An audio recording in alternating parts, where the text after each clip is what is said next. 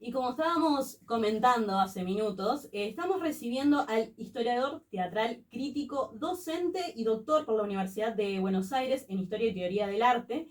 Recientemente fue elegido para ingresar a la Academia Argentina de Letras por enriquecer a la academia de una de las áreas fundamentales que atañan el estudio de la lengua en Argentina. Estamos hablando del doctor Jorge Dubati. Muy buenas tardes y un honor tenerte por acá, por los estudios de Nadie se atreve. Muchas gracias, Inara, muchas gracias y un placer estar acá. Feliz, me encanta la radio, hago radio hace muchos años y me siento como en casa. O sea que somos colegas desde todos los puntos. Sí, Teatreros, investigadores y también periodistas. exacto, sí, pues a mí me interesa mucho esa cosa del periodismo como comunicación que mucha gente de la universidad no tiene, ¿viste? Está como, la universidad está un poquito mirándose el ombligo, ¿no? Entonces es muy importante, creo yo, que profesores, investigadores, críticos se formen en la universidad, pero salgan a hacer comunicación, ¿no? Es muy importante. A mí me pasó algo inverso. Yo soy licenciada en comunicación y ahora estoy haciendo un estudio de lo que es la teoría de historia del teatro. Excelente. Y ahí es donde nos encontramos vos y yo, Jorge. Excelente. Me parece, mira, hay un gran crítico alemán que se llama Marcel Reich Ranicki, ¿no? Que es como un referente muy importante en la historia de la crítica alemana. Y el tipo dice esto, ¿no? Que tenemos que cuidar al mismo tiempo el tema de la formación y el tema de la comunicación. Que es muy importante alimentar esos dos polos.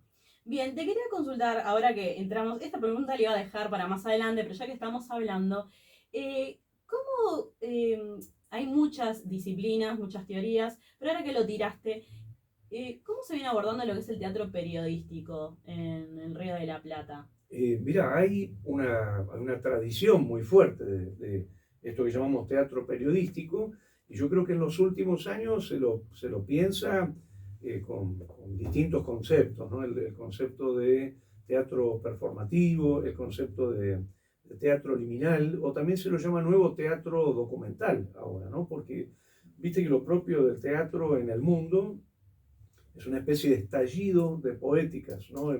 Hay prácticas muy diferentes, ¿no? Digamos, no podemos pensar de la misma manera cada espectáculo, ¿no? Y en ese sentido también estalló la teatrología, ¿no? Los estudios teatrales, es decir, las maneras de pensar el teatro. Así que yo creo que el teatro periodístico se puede pensar desde lo performativo, desde lo documental, desde esta idea de la liminalidad entre teatro y periodismo, ¿no? que siempre es tan potente esa idea, ¿no? Liminalidad en el sentido de comunicación entre campos, ¿no? Por ejemplo, nosotros vemos que el periodismo está cada vez más teatralizado, ¿no? Basta con ver un noticiero, ¿no? Si uno veía los noticieros hace 30 años atrás, eran muy neutros, sí, con determinados formatos. Con formatos muy fijos, y ahora prácticamente los conductores de noticieros son actores y actrices, ¿no?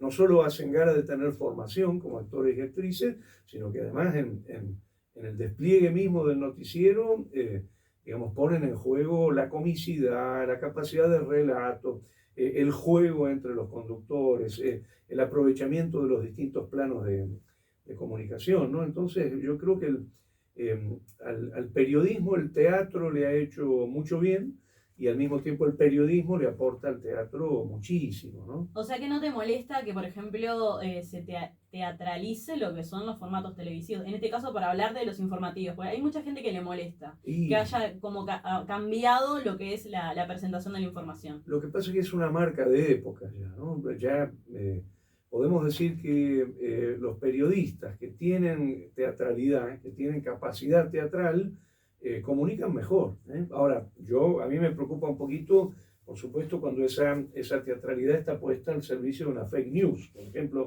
ahí sí no me gusta, ¿no? Cuando te actúan una noticia falsa, bueno, ahí la cosa se pone mal, pero no es por el problema de la teatralidad, es por el problema de la noticia falsa, ¿no? Sí, esta pregunta venía porque leyendo un poco en otras entrevistas, vos utilizabas la frase de otro autor que decía, el teatro está hecho de la carne del mundo. Esto lo vinculabas a lo que son las tecnologías en el teatro. Claro. Pero de ahí viene mi pregunta de, bueno, ¿qué tanto hay de ficción también? Si bien sigue habiendo ficción en el teatro, ¿cuánto hay de verdad también en el teatro? Claro, yo lo que siento es que el concepto de ficción no sería aplicable al periodismo, ¿no? Por lo menos a mí me daría mucho miedo si entráramos en el campo de ficción, porque suponete, me dan una noticia vinculada con la economía o la política, y resulta que es ficción, eso puede hacer estragos. No, yo me refiero al teatro, ¿no? Como hay muchos dramaturgos o artistas Sí. que comienzan a proponer obras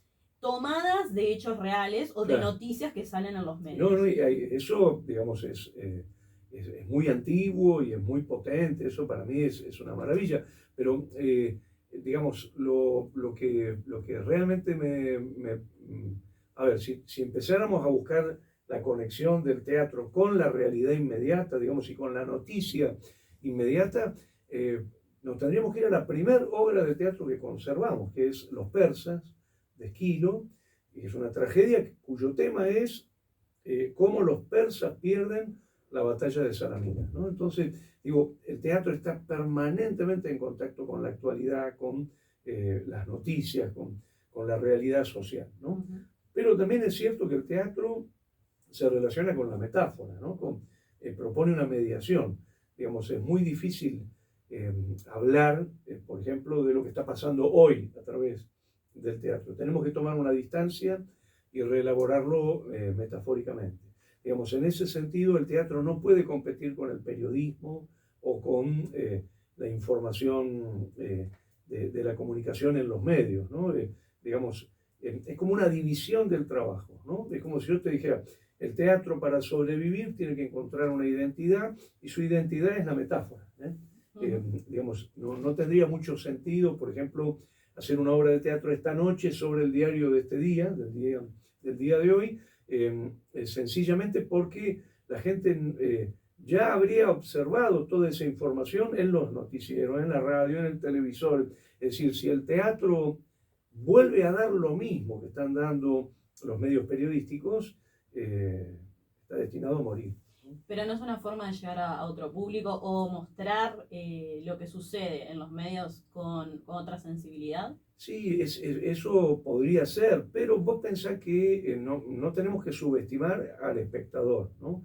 El espectador se pasó todo el día conectado con la radio, con la televisión, con los medios, con la web, ¿no? Entonces, si va al teatro es para encontrar otra cosa, ¿no? Tendría que poder, por ejemplo, relacionarse con mundos imaginarios, con otras formas, con otras formas de relato, ¿no? Como estamos viendo en el seminario, con otras poéticas, ¿no?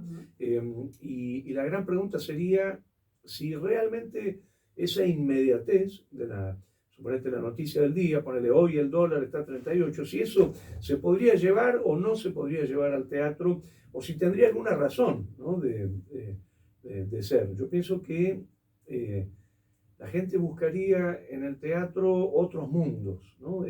Aquello que el teatro le puede dar y no le puede dar el periodismo, ¿no?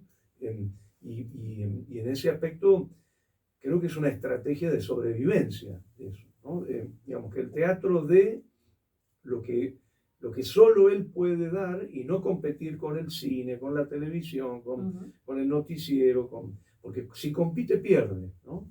Sí, incluso yo, bueno, habías hablado en algún momento de que vos comparabas lo que era el teatro con el resto de las industrias. Y saqué una cita que dice, comparado con la industria del cine, la televisión, la literatura, el teatro es una artesanía. Por lo tanto, importa menos a los mercados. Claro. O sea, porque se transformó en una cultura contramercantil. ¿A qué te referís con eso? El teatro no se puede enlatar y no se puede hacer para millones de personas. Es decir, el cine se puede enlatar, la televisión se puede enlatar. Esto quiere decir que vos haces trabajar al actor una vez y llegás a audiencias infinitas. Y esto te permite una plusvalía, digamos, te permite un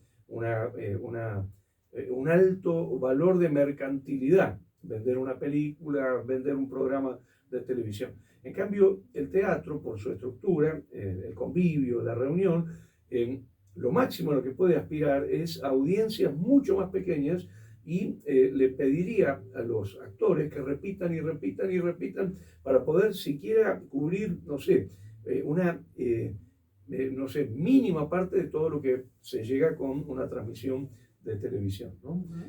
Viste que esa es la gran diferencia entre, a mí me gusta llamarlo, el convivio y el tecnovivio, ¿no? Ahí son dos conceptos que yo sí te sigo el hilo, porque estamos en la pomada, digamos, pero para la gente que no tiene estudios teatrales, ¿no? O sea, que no ha estudiado académicamente el teatro, ¿a qué te referís con el convivio y el tecnovivio? Mira, es algo que le pasa a la gente que todo el tiempo. Vos proponés incluso esa teoría. Exacto, exacto. El convivio sería la reunión de cuerpo presente, es decir, la reunión con los amigos para tomar mate, el encuentro con la familia en la casa.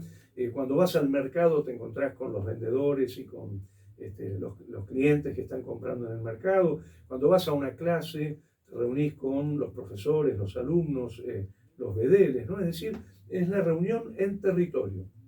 En cambio, el tecnovivio es la conexión a distancia, de manera remota, a través del celular, a través de la web, de la televisión, de un Zoom, digamos, todo el circuito de redes ópticas y telecomunicaciones, ¿no?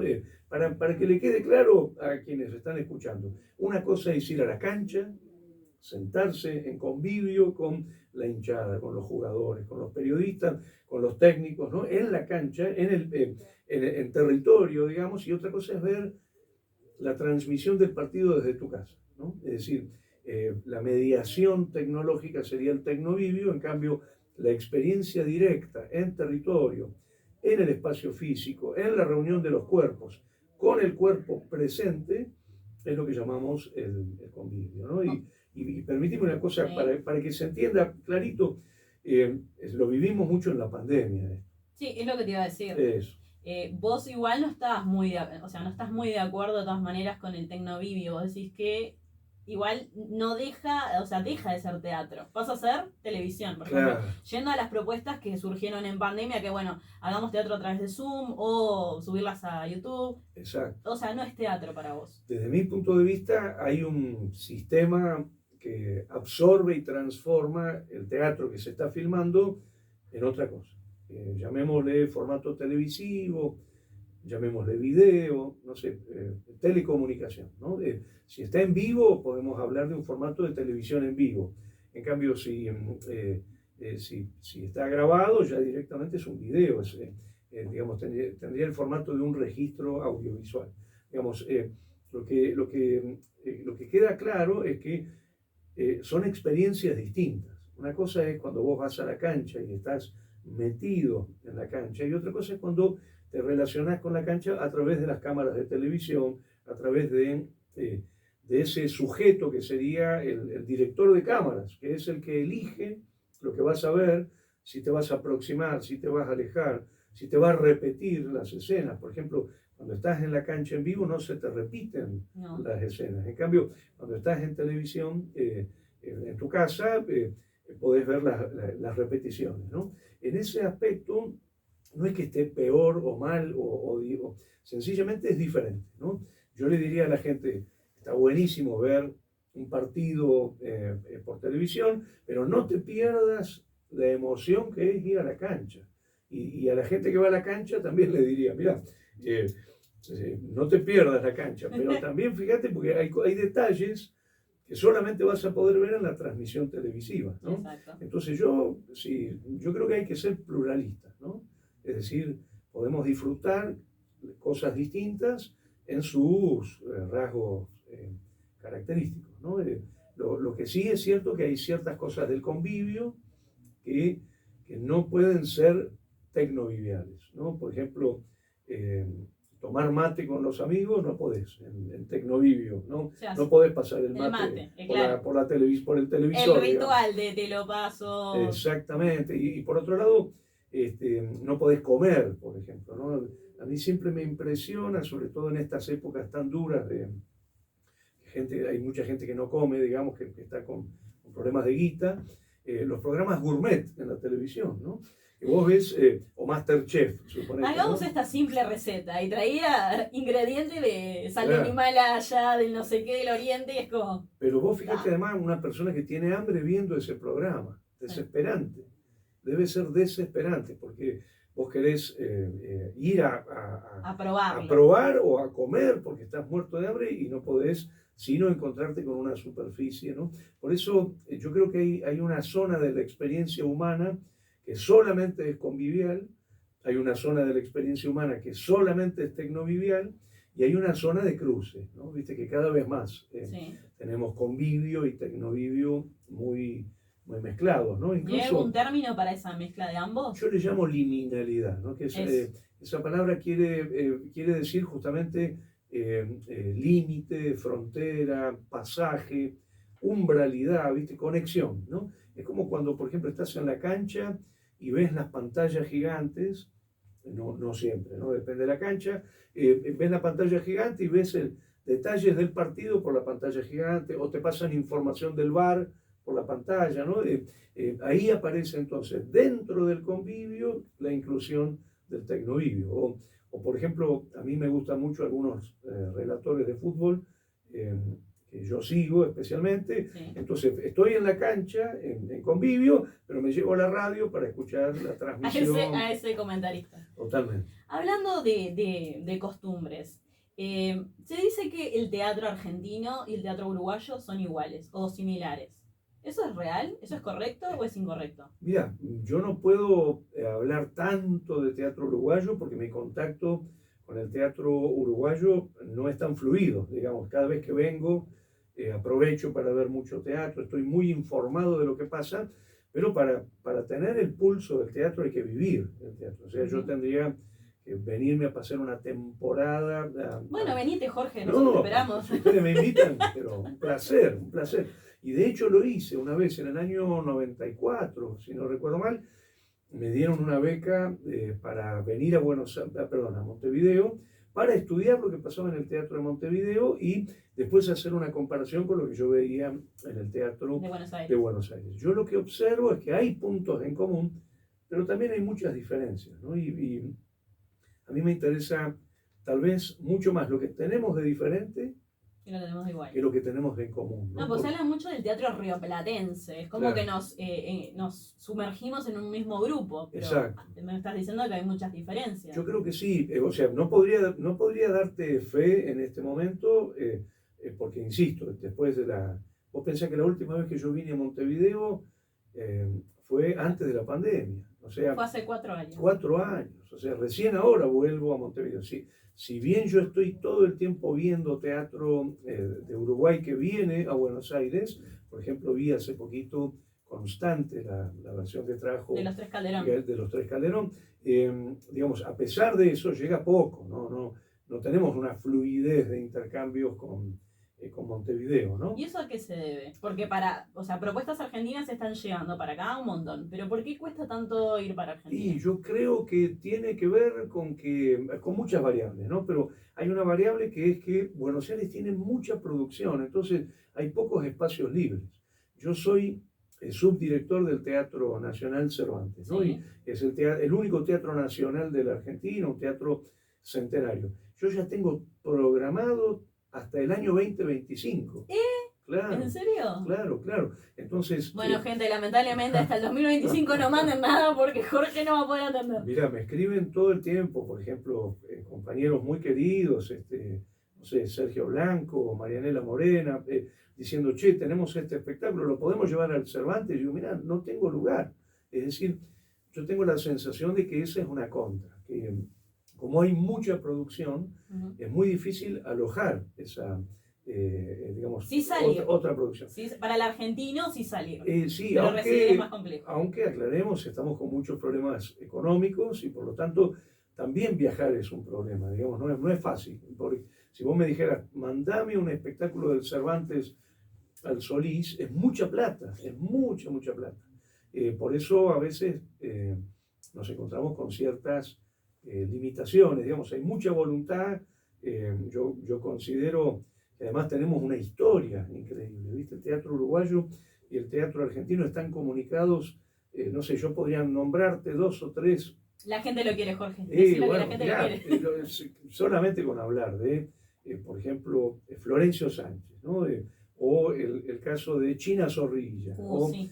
no sé, el caso de Jacobo Langsner, digamos, que son figuras tan importantes para el teatro argentino y son figuras muy importantes en el teatro uruguayo y digamos, están profundamente conectados a la cultura y la vida uruguaya, ¿no? Entonces, yo creo que lo rioplatense sería eso, intercambios, cruces, elementos en común, pero creo que en los últimos años, y por supuesto la pandemia jodió mucho, digamos, la cosa se volvió, yo te diría, mi intuición a primera vista, porque no lo puedo asegurar, pero aventurando una hipótesis, estamos un poquito más aislados, no hay tanta fluidez de intercambios, ¿no? Sí, te voy a preguntar una cosa, Jorge. Acá lo que lleva mucho también, más allá de algunas propuestas puntuales como Timbre 4, que es muy conocido acá en Uruguay, Sí. llevan muchas propuestas de calle Corrientes. Claro. Y acá quisiera hacer una puntuación y quiero saber si está correcto lo que voy a decir. Una cosa es calle Corrientes y otra cosa es el circuito under o alternativo. Claro. O sea, no es solo calle Corrientes. ¿A qué se debe el boom de calle Corrientes? ¿Por qué es tan popular y lo que es el circuito alternativo de teatro pasa desapercibido? Mira, podemos decir que en la Argentina hay 3 grandes formas de producción, ¿no? La forma de producción empresarial, ¿no? que tiene mucho dinero y produce mucho dinero. En este momento hay unos 15 espectáculos en Buenos Aires de producción empresarial que están funcionando muy bien y están dando muchísimo dinero, ¿no? No sé, un ejemplo, Tutsi, por ejemplo, Sí. ¿no? Con Nico Vázquez. Exacto. Que, ahí hay mucho dinero, es lo que llamaríamos forma de producción empresarial, lo que antes se llamaba comercial, ¿no?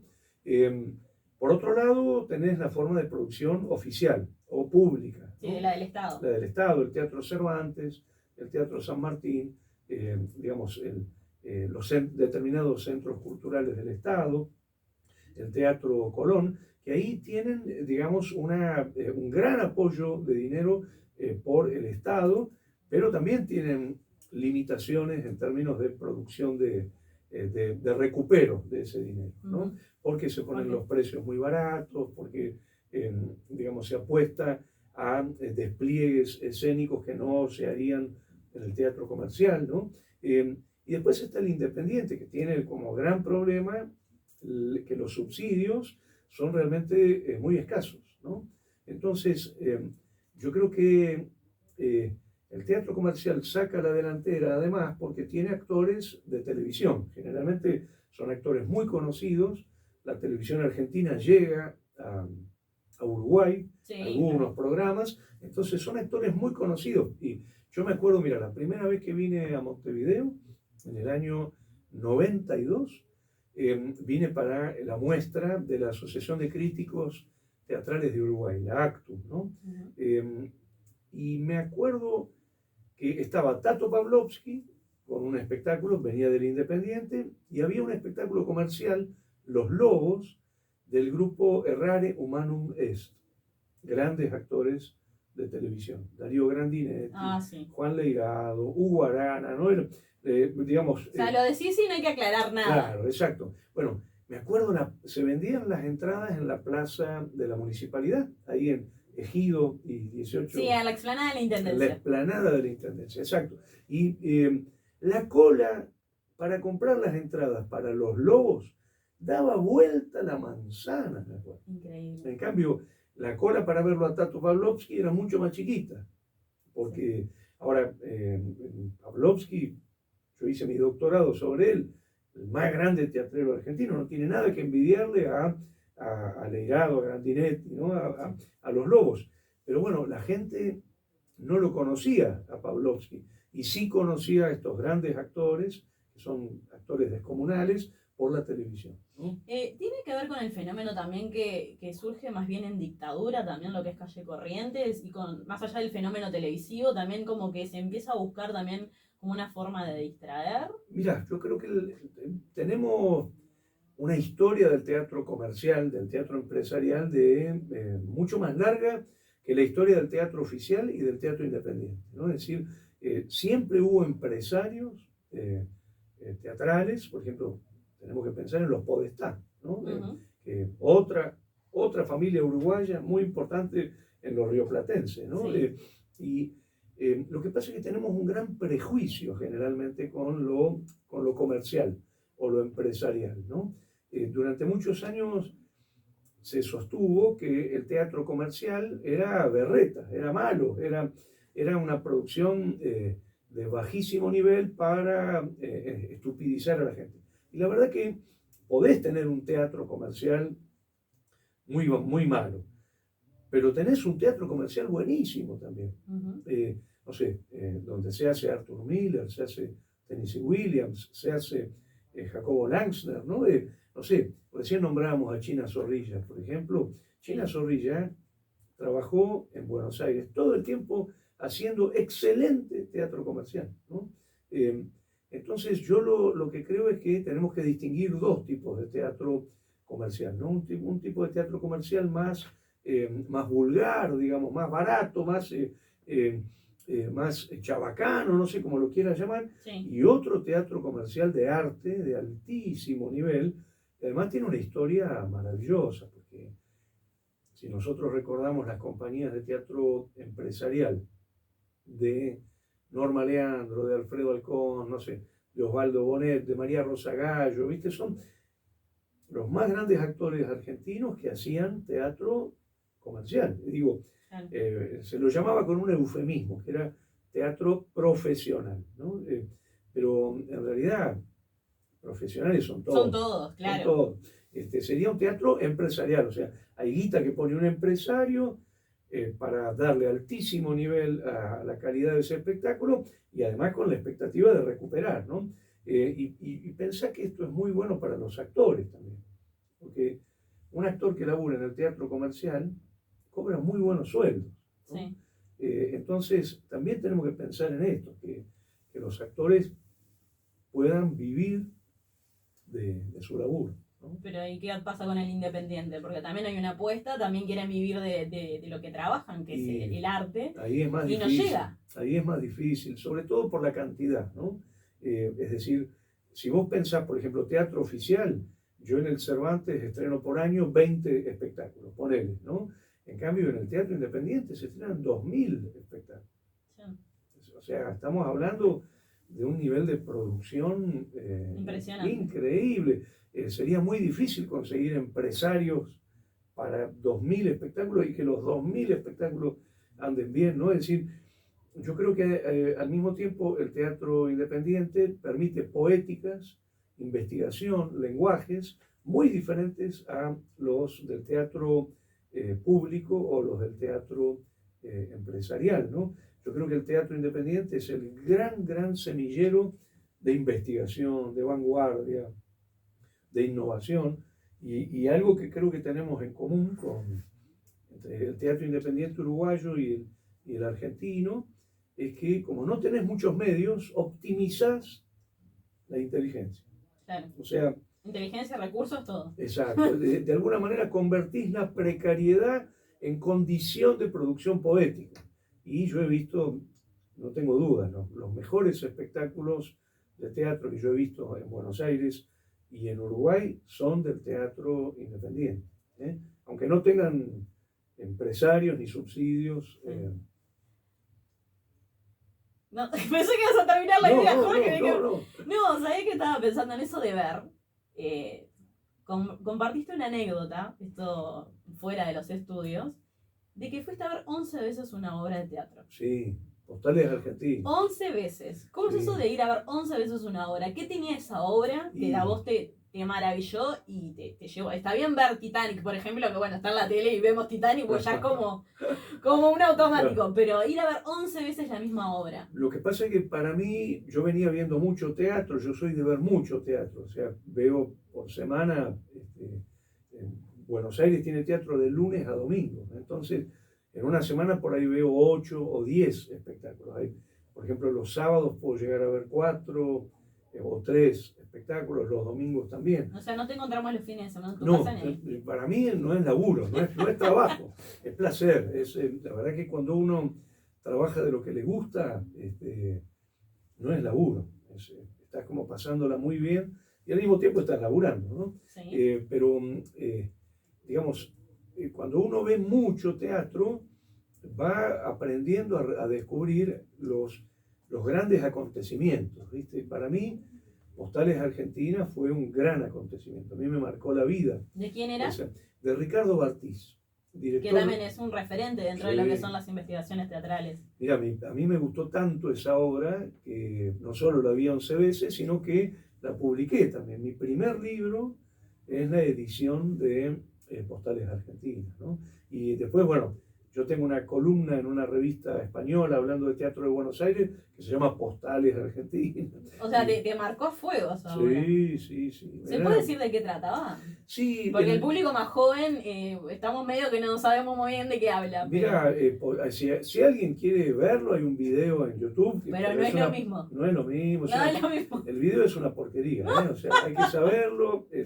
Digamos, no hay manera de transmitir el acontecimiento teatral desde el formato video, ¿eh? Eso... Ya está aplicado desde que arrancó la entrevista. Exactamente. Y, digamos, el tema era la muerte de la Argentina. En el año 88, estábamos en plena democracia recuperada, pero ya con problemas muy grandes, con lo que podríamos llamar la democracia condicionada por la subjetividad de la dictadura, que estaba muy fuerte en Argentina todavía. Digamos, se cuenta justamente la muerte de la Argentina. Postales Argentinas es la historia del último porteño, digamos, en dos grandes episodios, un episodio con su madre y un episodio con su novia, digamos, y su final suicidio. Es decir, bueno, todo muy sereno, por sí, suerte. Total. Postales Argentinas era una obra cómica, además, un grotesco maravilloso, que además Bartiz lo levantó en pleno auge, porque yo me acuerdo cuando fui a comprar la entrada número 12 para volverlo a ver, veo cartelito de se levantó Postales Argentinas. Yo pregunto, había mucha gente preguntando porque era un éxito enorme en el Teatro Pairó, un gran teatro independiente, y me acuerdo, nos explicaban, Bartiz la levantó. Y digo, ¿pero por qué? Si hay tantas ganas de verla. Y dice, no, él dice que la frase fue, el teatro tiene fecha de vencimiento, como los sándwiches, sí, cualquier material, ¿cómo se llama? Comestible o perecedero, ¿no? Y se levantó el espectáculo y a mí en ese momento yo dije, tengo que publicar esto porque tiene que quedar una memoria. Y bueno, y mi primer librito, otro teatro. Tu primer librito, que creo que son 200, si no me equivoco. Sí, bueno, yo vengo laburando mucho, pero pensé que yo estoy laburando en esto desde el año 83. Yo empecé muy jovencito. 20 y pico.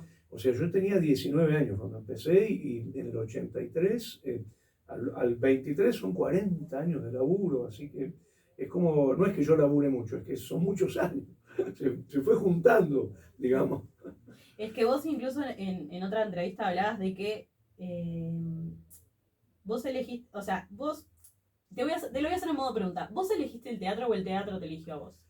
Mira, yo creo que yo lo elegí al teatro, porque en realidad yo vengo de la literatura, yo soy egresado en letras, pero a los 19 años gano un concurso en la Universidad de Buenos Aires, que para mí fue una gran sorpresa, porque yo era un estudiante recién ingresado, se hace un concurso de monografías con estudiantes más avanzados y ante mi sorpresa lo gano y ese concurso me da un cargo de investigador en el Instituto de Literatura Argentina Ricardo Rojas de la UBA. Me pongo en contacto con un gran maestro, que pasa a ser mi primer gran maestro, Antonio Pajés Larraya, un maestro muy importante, y él me dice, mire, ¿qué va a investigar usted? Digo, lo que usted me diga. Y me dice, hay mucha gente estudiando poesía, hay mucha gente estudiando ensayo, mucha gente estudiando cuento, novela, muy poca gente estudiando teatro. Digo, bueno, vamos con el teatro y ahí me empecé a meter y yo creo que el clic se me hizo cuando empecé a hacer periodismo. Cuando un gran periodista, Osvaldo Quiroga, me invita a formar parte de su programa en el año 89. El programa se llamaba Entre Bambalinas y luego se llamó El Mundo del Teatro, que era un programa muy importante, y yo empiezo a ver teatro a lo bruto, así, para poder comentar todos los sábados espectáculos, ¿no? Así que empiezo a ver, digamos, cosas que antes no podía hacerlo, porque yo no tenía dinero, era un chico con poca plata, recién casado, con 2 bebitos, mi hija en ese momento tenía 3 años, mi hijo 1 año, pagábamos alquiler, hiperinflación, entonces a mí la posibilidad de ser periodista teatral me cayó como un regalo del cielo, porque no tenía que pagar las entradas. Me invitaban. Claro, iba, claro, como invitado. Mira, yo me acuerdo la primera vez que hice radio, para mí fue una sorpresa increíble porque era radio municipal en el año 89. Mi primer programa, yo temblando, pues estaba asustadísimo, era la primera vez que hacía radio. Y estoy hablando de un espectáculo y viene el chico que manejaba todo el tema de los teléfonos y qué sé yo, y me dice, está Graciela Borges en el teléfono que quiere hablar con vos. ¡Ay, Dios! ¿No? Y entonces yo pensé que me estaban cargando. Dije, la primer programa me suena joda, ¿no? Claro, entonces sí. Yo le hago así como diciendo, sí, no me jodas. Me dice, no, boludo, vení que está Graciela Borges, quiere hablar con vos. Voy, atiendo el teléfono y está Graciela Borges del otro lado. ¿Qué te pasa? Me dice, qué bueno que estés en el programa de Quiroga, me gusta mucho lo que estás haciendo, veniste a ver mi espectáculo. Ella estaba haciendo en ese momento cartas de amor, eran esas cartas que se leían con otro gran actor, si no recuerdo mal, el otro era Arturo Puig. O sea, a mí me cambió la vida porque empiezo a ser invitado. Si yo tenía que pagar la entrada para ir a ver a Graciela Borges, no tenía la plata. No podías. No podía. Realmente nosotros llegamos a tener una inflación tremenda y yo pagaba alquiler. Sí, imagínate. Imagínate lo que era eso. Así que en ese sentido el periodismo me dejó ver mucho teatro. Te ayudó como a empujar la puerta, a abrir la puerta. Yo, si me permitís, voy a dar un consejo a la audiencia. Me encanta. Que es, si quieren ver mucho teatro, háganse críticos teatrales. Bueno, es un buen pique. Porque vos también en Argentina tenés una escuela de espectadores. Sí, exacto. También, porque también hay que aprender a ver una obra de teatro, ¿o no? Sí, por supuesto. Mirá, a mí, yo vivo estudiando, vivo leyendo, vivo investigando, y una escuela de espectadores es eso. Te reunís a discutir los espectáculos, vienen los artistas a charlar, y es un placer, porque nos reunimos todos los lunes en el Centro Cultural de la Cooperación. Tengo como 400 alumnos, estoy muy feliz, la verdad. Gracias a la pandemia, tengo ahora en sala 170 alumnos y como 250 que entran por Zoom, por transmisión. Claro. Así que es una felicidad y además una gran alegría porque cuando recomendamos un espectáculo, realmente le cambia el público a ese espectáculo porque se vende mucho. O sea, a mí siempre me dicen los teatreros que recomendamos un espectáculo y se agota la taquilla, ¿no? Está bueno eso. Bien, te voy haciendo la última pregunta, nada más. Si tuvieras que dar un consejo al momento de ir a ver teatro para la gente que está escuchando, ¿qué consejo le darías? ¿O qué tendrá que fijarse? Como para poder ir más allá de lo que se puede ver a simple vista. Mira, estar en estado de disponibilidad, de diálogo, estar en estado de apertura, de hospitalidad, ¿no? Para mí el teatro es el otro y por lo tanto estar en estado de apertura hacia el otro. Me parece que lo más hermoso es cuando uno abre el alma a que el otro le brinde o le done o le preste o le acerque lo que le está proponiendo, ¿no? Así eso, yo diría ser hospitalario, ser ser un espectador compañero, ¿no? Compañero en el sentido etimológico, el que comparte el pan con el artista. Perfecto. Bueno, Jorge Gubati, ya mencionamos historiador teatral, crítico, docente, doctor por la UBA, como se dice, y ahora flamante integrante de la Academia Argentina de Letras. Muchísimas gracias por haber estado en Nadie se atreve, por compartir tu conocimiento y tus experiencias con nosotros. A vos, a vos. Muchas gracias, Inara, a vos.